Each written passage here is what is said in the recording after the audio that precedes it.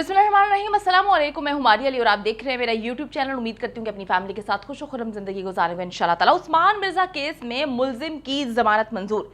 इस्लामाबाद में लड़का और लड़की पर जिनसी तशद्दुद केस में अहम तरीन डेवलपमेंट हुई है, जो कि हम आज की वीडियो में इस पर बात करेंगे। 1 महीने में ट्रायल मुकम्मल करने की बातें हवा में उड़ा दी गई। जो कहा जा रहा था कि 1 महीने में ट्रायल मुकम्मल हो, 1 महीने में ही सजा दिलवाई जाए, ये कोई आम शख्स नहीं, पाकिस्तान का वजीर आजम इमरान खान साहब की जानिब से कहा गया था। मुल्जिमान की जमानतें शुरू हो चुकी है।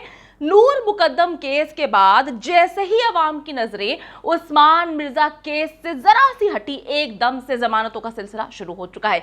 वीडियो को आखिर तक आपने जरूर देखना है और अगर आपको लगता है कि आपको मेरा यूट्यूब चैनल सब्सक्राइब करना चाहिए तो वो कर लीजिएगा। साथ ही साथ बेल के आइकन पर क्लिक करें ताकि जितनी वीडियोस आप लोगों की अवेयरनेस के लिए बनाती हूँ आपको बर वक्त मिलती रहे।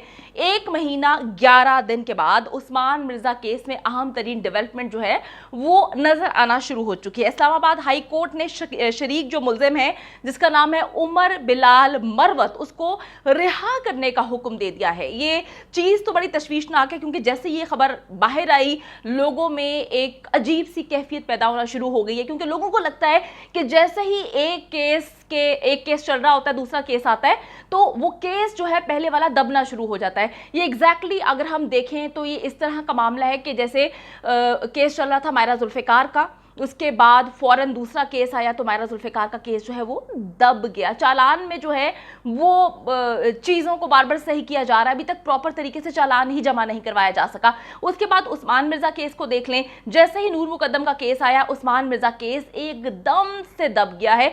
और मायरा जुल्फिकार के केस में भी वजीर आजम पाकिस्तान इमरान खान साहब की जानिब से नोटिस लिया गया है। उस्मान मिर्जा केस में भी जो है अजीजुर रहमान के केस में भी। और आप देखें कि आहिस्ता आहिस्ता हर केस जो है दब जाता है या दबाने की कोशिश की जाती है जैसे ही दूसरा केस सामने आता है। अदालत ने मुल्जिम मोहम्मद बिलाल की दरखास्त जमानत कबल गिरफ्तारी जो है मंजूर करते हुए उसे 10-10 लाख रुपए के 2 मचल के जमा करवाने का हुक्म दे दिया है। मुल्जिम की जानिब से शेर अफजल मरवत, जबकि मुद्दई की जानिब से जो है हसन जावेद ने केस की पैरवी की है। मरकजी मुल्जिम उस्मान मिर्जा समेत 7 मुल्जिमान अडयाला जेल में कैद है। जुडिशल मजिस्ट्रेट वकार गोंजल साहब हैं, उन्होंने पुलिस को 10 सितंबर तक चालान जो है जमा कराने की डेडलाइन का हुक्म दे रखा है। तो अब देखना है कि अब 10 सितंबर को क्या होता है। उस्मान मिर्जा की शरीक मुल्जिम है उमर बिलाल मरवत, उसका नाम है, और उसकी दरखास्त जमानत पर फैसला देते हुए अदालत की जानिब से कहा गया कि FIR में नामजद नहीं है और ना ही ये जो है वीडियो में इनका कोई हिस्सा नज़र आया है या इनका कोई भी कंट्रीब्यूशन है, वीडियो में भी ये मौजूद नहीं है, नज़र नहीं आए। जबकि मुतासरीन के हवाले से अदालत ने कहा कि मुतासरीन ने पुलिस और मजिस्ट्रेट के सामने जब अपना बयान रिकॉर्ड करवाया था उसमें भी इस मुल्जिम जो है उमर मरवत का जिक्र उन्होंने भी नहीं किया था। अच्छा जी, अब बात यह है कि ये जो शख्स है जिसका नाम उमर है, इस पर इल्ज़ाम ये है कि फ्लैट के दरवाजे पर ये शख्स मौजूद था, जिसकी वजह से ये जब वीडियो बनाई जा रही थी तो ये वीडियो के अंदर भी नहीं आया और लड़का लड़की ने भी इसका नाम नहीं लिया, ये अदालत की जानिब से कहा गया। तो ये गेट पर मौजूद था जो फ्लैट का दरवाज़ा था।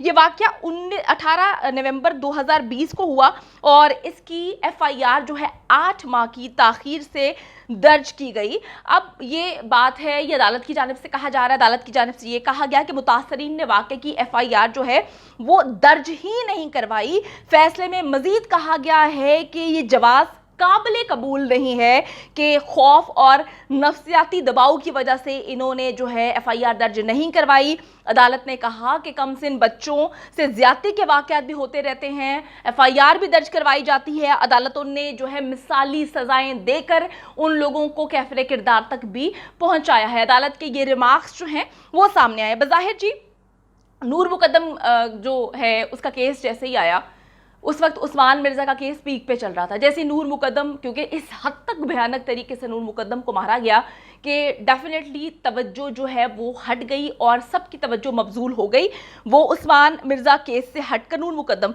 अब आपको मालूम है कि जैसे ही कोई भी चीज़, अब ये सच है कि मीडिया से गायब होती है, मीडिया पर कम आना शुरू होती है, फिर शैतानी जो चक्कर चलना है वो शुरू हो जाता है। आप सबको पता है कि मैं किन शैतानी चक्कर चलने की बात कर रही हूँ।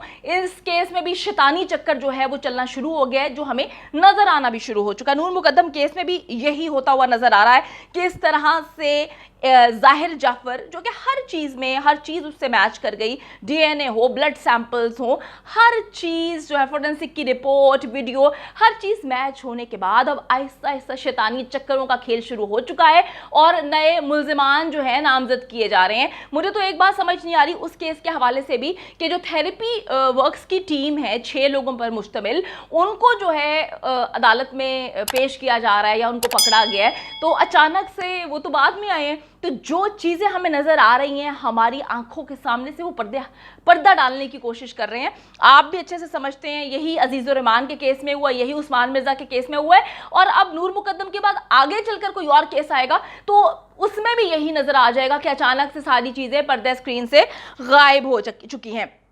नूर मुकद्दम केस में भी यही होता हुआ नजर आ रहा है। 14 रोज के जुडिशल रिमांड से केस जो है वो मीडिया से गायब हो रहा है। ठीक है जी, मीडिया प्रेशर कम होते ही नूर मुकद्दम की अगर हम केस की बात करें तो उसमें शैतानी चक्कर चलना शुरू हो जाएगा। जिस तरह से एकदम हमारा जो है तवज्जो डाइवर्ट हुई है उस्मान मिर्जा से नूर मुकद्दम केस में, तो अब आप देखेंगे जमानतों का सिलसिला इस केस में शुरू हो चुका है। उस्मान मिर्जा साहब भी अपने जो केस की जो है वो इंतकामी कार्रवाई का रंग दे रहे हैं, उनकी जानिब से काफ़ी स्टोरियां सुनाई जा रही हैं।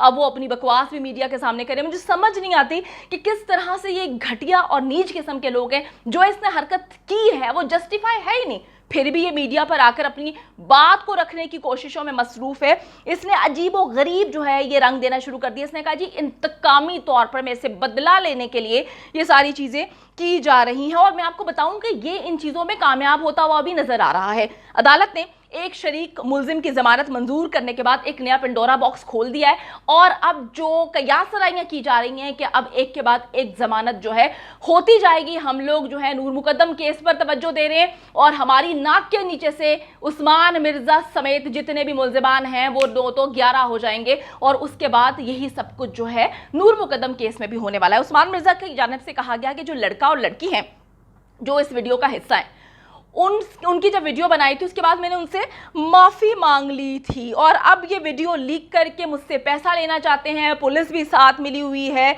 और पुलिस जो है इस वक्त मेरे मुखालफिन में शामिल है। तो ये सारी बातें, जो बड़ी बड़ी बातें ये इस वक्त कर रहा है, जब इस पर सारा फोकस था तो इसकी ज़ुबान टोटली बंद थी, इसकी हिम्मत नहीं होती थी ये कि कुछ बक सके, बोल सके।